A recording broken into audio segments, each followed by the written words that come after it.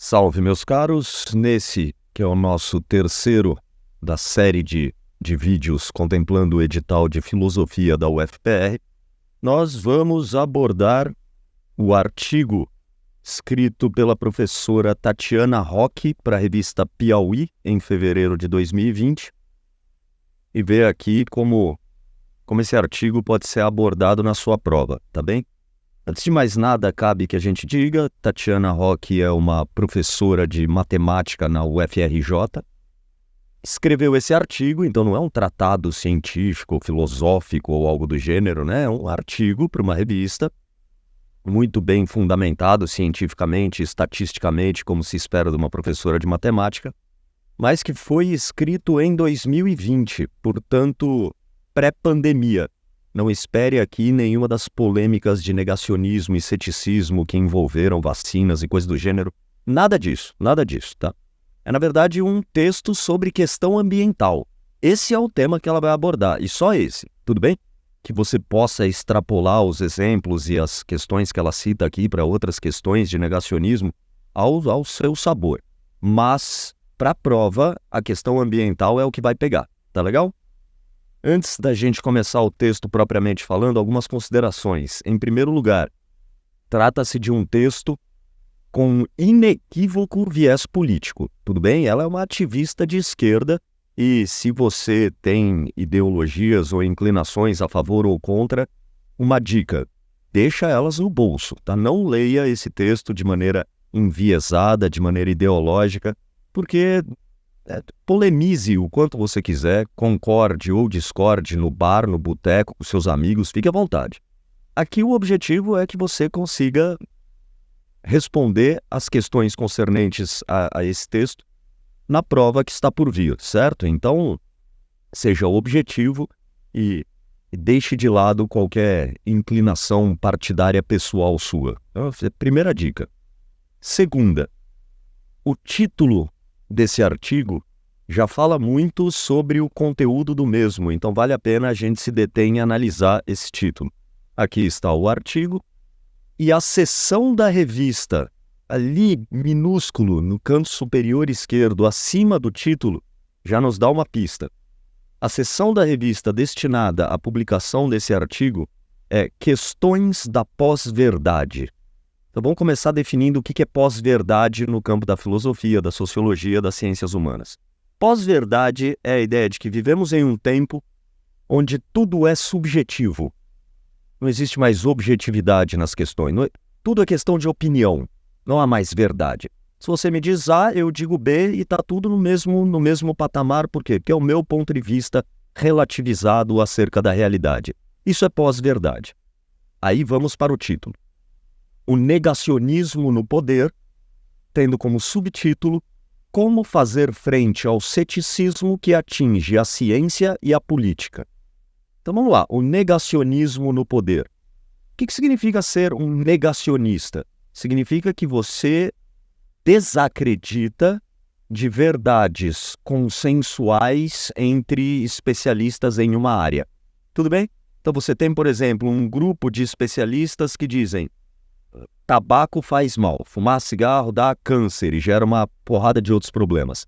Existem estudos de especialistas, de pessoas que dedicaram a sua vida a entender essas relações organismo-tabagismo. E o negacionista é aquele que simplesmente desacredita, diz eu acho que não. Por quê? Porque para mim é tudo um complô, certo? Então o negacionista é um revisionista científico, digamos assim, né? Aquele que se contrapõe usando sua opinião, suas inclinações pessoais, a dados que estão respaldados num consenso de comunidades científicas, de pesquisadores, de pessoas que teoricamente realmente entendem do assunto, né? Se dedicaram a entender o assunto. Isso é o negacionismo. Então ela está dizendo que existe negacionismo no poder. Existem pessoas no poder, e aqui poder político, que simplesmente se recusam a aceitar os dados empíricos fornecidos pelo meio acadêmico, pelas ciências, nesse texto, no que diz questão ao meio ambiente, à questão ambiental. Tudo bem? Subtítulo. Como fazer frente ao ceticismo que atinge a ciência e a política. O que é ceticismo? O cético é aquele que duvida, que pergunta, será? Será? Não tenho certeza. Esse é o cético. O que esses três elementos estão nos mostrando, tá? Pós-verdade, ceticismo, negacionismo. Um leva ao outro. Vivemos numa era de pós-verdade. Tudo é opinião. Se tudo é opinião, essa é a minha verdade. Você já deve ter ouvido falar disso, né? Essa é a minha verdade. Bom, viver sob o paradigma de que tudo é subjetivo, todas as opiniões têm um patamar equalizado em seu grau de veracidade, leva ao ceticismo. As pessoas começam a questionar tudo, a duvidar de tudo, a perguntar, será? Se tudo é opinião, então é legítimo que eu questione todas as verdades, todas as opiniões, todos os subjetivismos. E esse ceticismo, esse questionar de tudo, leva a uma facção, um grupo de pessoas que vão radicalizar a dúvida e transformá-la em negação. Esse é o negacionismo. Deu para entender? Pós-verdade gerando ceticismo, que gera negacionismo. O texto inteiro vai dançar entre esses conceitos e se apresentar da seguinte maneira. Eu vou aqui seguir o texto, tá, na íntegra, para ter certeza de que não vou omitir nada. Como eu disse, mais uma vez, é um texto de viés altamente político, então procure entendê-lo de maneira acadêmica, sóbria. E aí, se você concorda ou não com ele, fique inteiramente ao seu critério. O primeiro parágrafo já começa com uma citação de Eduardo Bolsonaro, né, então deputado federal, numa visita aos Estados Unidos durante um inverno rigoroso. Ele está de gorro, casaco, frio daqueles e tal. E ele pergunta, que aquecimento global é esse? Cadê o aquecimento global? Olha o frio que está fazendo. Não deixe esses globalistas, a gente vai voltar a esse termo mais para frente, virem com esses discursinhos em cima de vocês de que está havendo um aquecimento global, porque isso não é verdade. Isso é uma mentira. Não deixe eles transformar essa mentira numa verdade. Tudo bem.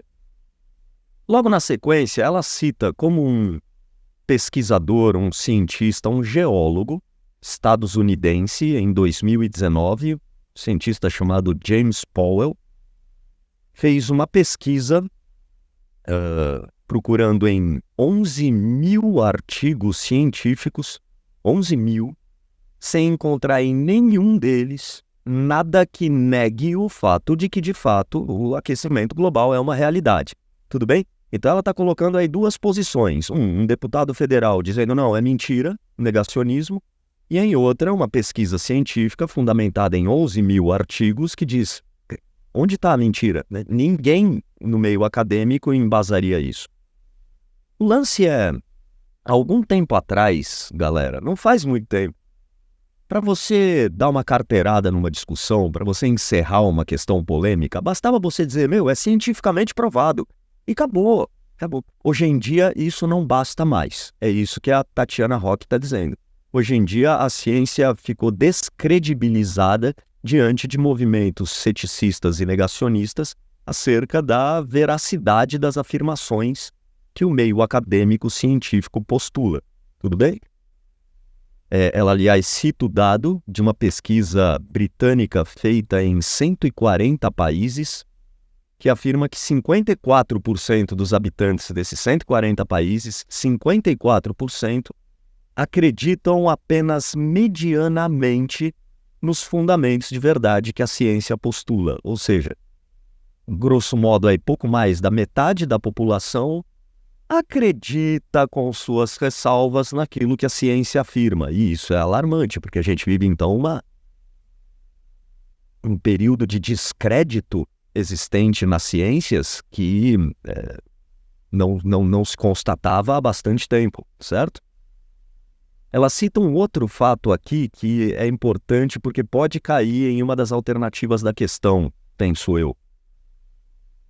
Como estatisticamente falando, sociedades que apresentam uma maior desigualdade social, um abismo maior entre ricos e pobres e, portanto, com populações que sofrem de mais necessidade física, financeira, material, social, que esses países tendem a ter uma população que desacredita na ciência muito mais do que países mais socialmente equilibrados ou desenvolvidos economicamente falando, certo? Quanto mais carente financeiramente a população, maior a tendência ao descrédito na veracidade das afirmações científicas. Isso porque, segundo a autora, quando se vive em situações econômicas precárias, é mais difícil você ver na prática os benefícios que as descobertas científicas impactam na tua vida, né? Afinal de contas, você não tem acesso a todas elas. Ao contrário de uma pessoa com dinheiro, com grana, rica, financeiramente estável, ela pode dispor de muito mais condições para se beneficiar das mais recentes descobertas, dos melhores remédios, dos melhores equipamentos, dos melhores meios de transporte, por aí vai. Então, associar o descrédito que a ciência vem sofrendo com questões financeiras é um dos aspectos que ela aborda nesse texto, tá? Uma outra preocupação da autora é com relação ao fundamentalismo religioso, que ela cita muito rapidamente, mas está no texto, vale a pena você perceber. Note, ela não está culpando religião, em momento nenhum, ela fala isso explicitamente. É o fundamentalismo religioso que vira um problema na hora de se atribuir crédito às postulações científicas, porque 75% daqueles entrevistados que se dizem fundamentalistas religiosos, 75% postulam categoricamente que se houver alguma discordância entre a fé deles e o que a ciência afirma, eles vão descartar a ciência e ficar com a fé. Então, isso também problematiza a questão da descrença, né, que a ciência vem sofrendo. A lição que ela tira e vai carregar até o fim do texto, tá? Podem apostar que esse é um dos aspectos mais proeminentes do texto, é uma das conclusões a que ela chega, é que a ciência precisa reavaliar o modo como está se comunicando com o público. Os pesquisadores, os acadêmicos, os meios científicos, eles estão a uma distância do público que faz com que o público não perceba de fato e não entenda de fato como se dá o método científico, como a ciência opera na busca por suas respostas, refutação, experimentação, repetição, análise, demonstrabilidade. Todas as etapas do método científico são desconhecidas para a imensa maioria das pessoas. E, portanto, é natural que caia-se em descrença o resultado dessas pesquisas, já que majoritariamente se ignora por que caminhos, por que processos essas descobertas vieram a ser reveladas, né? O grande lance é que, cientificamente falando, desde a Revolução Industrial, o planeta vem apresentando, conforme nós conseguimos observar, o planeta vem apresentando um aumento de temperatura de 1,5 a 2 graus, né? Em relação ao período pré-industrial para hoje em dia, as temperaturas aumentaram entre 1,5 grau e 2 graus. E isso é preocupante pra caramba, porque se a coisa está assim, escalonando, se a questão do aquecimento global está de fato se tornando cada vez mais evidente, proeminente, constatável, por que existe tanta gente duvidando? Da onde vem esse ceticismo? De onde vem esse negacionismo?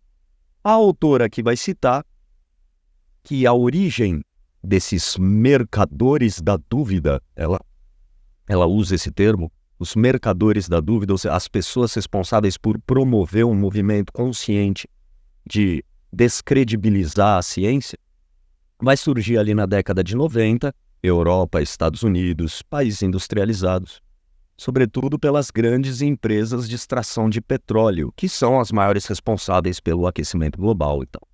Então essas empresas estariam financiando desde a década de 90, propagandas de descrédito, de ridicularização das afirmações científicas sobre o aquecimento global. Não tendo elas dados científicos para contrapor as afirmações da ciência de que o planeta está esquentando, eles buscam simplesmente ridicularizar, né? Tornar banais as afirmações dos cientistas. Então, termos como, por exemplo, esse cara que defende o aquecimento global é um melancia. Ela usa esse termo, né? Um melancia. Verde por fora, mas vermelho por dentro. Né? Um termo que designaria pejorativamente, tentaria desqualificar alguém como alguém que é verde por fora, finge se preocupar com a questão ambiental, mas por dentro é vermelho. Isso tudo só atende a uma agenda comunista, de esquerda, e, portanto, deveria ser desacreditada. Né? Hoje, no Brasil, esses melancias, né? Essas pessoas que defendem o que a ciência também defende, também postula, que é o fato de que o aquecimento global é uma realidade, estão sendo chamados de globalistas. Pode ser um termo que cai ali em uma das alternativas, aí você sabe a que se refere, né? Esse globalista aí é esse cara que defende o aquecimento global, que acha que o caos ambiental é iminente. Esses são os globalistas, beleza?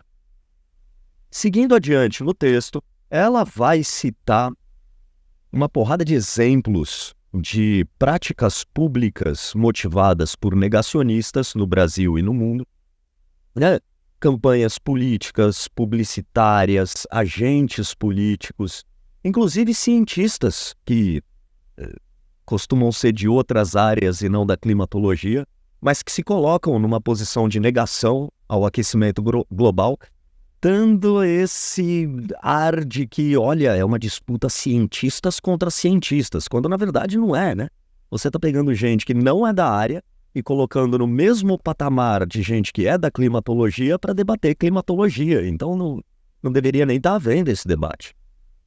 No Brasil, ela é categórica ao afirmar, os grandes agentes do processo de negação da ciência está no agronegócio. Né? O agronegócio é, no Brasil, o que as empresas de extração de petróleo são nos países industrializados. Os grandes motores de financiamento de movimentos ideológicos contra o crédito à ciência. E aqui, de novo, ela discorre com parágrafos e parágrafos citando dados, estatísticas. É um texto muito estatístico, tá? Eu não me preocuparia com esses números, são tantos as porcentagens que não há chance desses números caírem na sua questão como algo de é verdade que 72% acreditam em não sei o que, nada disso. Esqueça os números, o importante é o foco, o desenvolvimento do raciocínio aqui, tá? Então, ela avança mostrando como operam esses mercadores do negacionismo, no Brasil, o agronegócio, e percebem uma coisa: atender a uma demanda como essa não é simples. Nos meios acadêmicos, aumenta a consciência de que pesquisadores devem se comunicar melhor e fazer mais divulgação científica. Esse é o carro-chefe de defesa da Tatiana, tá? Qual é a ferramenta que a gente tem para negar, para ir na contramão do negacionismo? Refutar o ceticismo que atinge hoje as instituições acadêmicas. Estratégias de divulgação melhor. Mostrar como funciona, trazer o público mais para perto de como funcionam as pesquisas científicas, como elas se desenrolam, como elas se desenvolvem. E aqui ela longamente vai falar a respeito disso, porque quando a questão é climática, não dá para a gente ficar empurrando o problema com a barriga e adiando, tá? A cada mês, a cada ano que passa, em que a gente admite que uma parcela significativa, quase metade da população, desacredite de certos movimentos acadêmicos, de pesquisas científicas que constatam e comprovam o aquecimento global, nós vamos legitimando, permitindo, assistindo que pessoas ajam na contramão dessa realidade como se ela não existisse. Portanto, não se preocupe com poluentes, não se preocupe com reciclagem de lixo, vote em partidos políticos, em agendas políticas que queiram promover desmatamento, que queiram, em nome de lucro empresarial ou vantagens pessoais, permitir a emissão de poluentes fora daquilo que padronizou-se internacionalmente ser uma escala admissível. Então, quanto mais a gente permitir pessoas assim continuem desacreditando o dado científico da mudança climática, menores ficam as chances da gente conseguir reverter ou pelo menos diminuir esse processo que nós mesmos geramos, né? Não é como tolerar negacionista de que a Terra é esférica, sabe? Terraplanista. Meu, se o maluquinho do bairro quer ser terraplanista, tudo bem. Agora, a partir do momento em que uma parcela significativa duvida que nós estejamos sendo responsáveis pelo aquecimento médio do nosso planeta, isso legitima que políticas públicas e práticas sociais continuem agravando o problema e nos levando a uma condição cada vez pior.